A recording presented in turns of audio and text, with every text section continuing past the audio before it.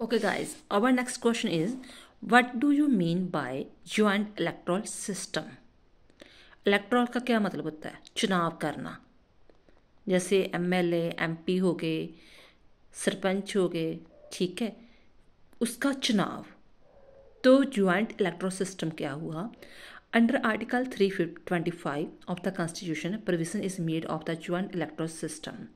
हमारी जो कॉन्स्टिट्यूशन है, जो संविधान है, उसके आर्टिकल 325 में ये वर्ण किया गया है कि जब भी आपने चुनाव करना है किसी भी एमएलए, एमपी का, सरपंच, पंच का, तो वो आपने कौन से रूल्स फॉलो करने हैं?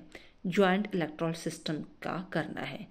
तो इसका मतलब क्या हुआ कि which means the names of all the voter belonging to different caste, colour, religion etcetera are including in the list and all voters elect a joint candidate. मान लो कि मेरे पास ये एक लिस्ट है, ठीक है, तो मैं जो वोटर लिस्ट है, वोटर लिस्ट वगैरह है, तो इसी के बीच में ही एससी की वोट भी आएगी, बीसी की वोट भी आएगी, जनरल की वोट भी आएगी, ठीक है, जितनी भी कास्ट वगैरह है, अदर कास्ट वगैरह है, ओबीसी है या कुछ भी है। ये नहीं है कि मैं अलग अलग वोटर लिस्ट बनाऊंगी कि एससी की अलग बनाऊंगी, बीसी की अलग, जनरल की, ओबीसी की अलग बनाऊंगी। और जो कैंडिडेट मैंने इलेक्ट करना है, कैंडिडेट इलेक्ट करना है, ठीक है, उसकी भी सूची ज्वाइंट होगी। इसका करने का मकसद क्या था?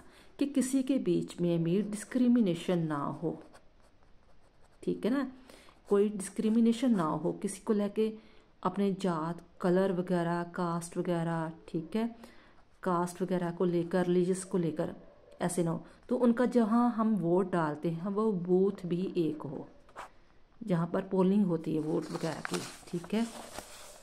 तो हमारे कॉन्स्टिट्यूशन में कहा गया है 325 में कि आपने जब भी चुनाव करना है तो ज्वाइंट इलेक्टोरल सिस्टम को अपनाया जाएगा। इसका मतलब है कि जो भी आप वोटर लिस्ट जारी करोगे, चाहे वो किसी भी कास्ट, कलर, रिलीजन का हो, तो एक ही लिस्ट में सभी का नाम हो, ठीक है।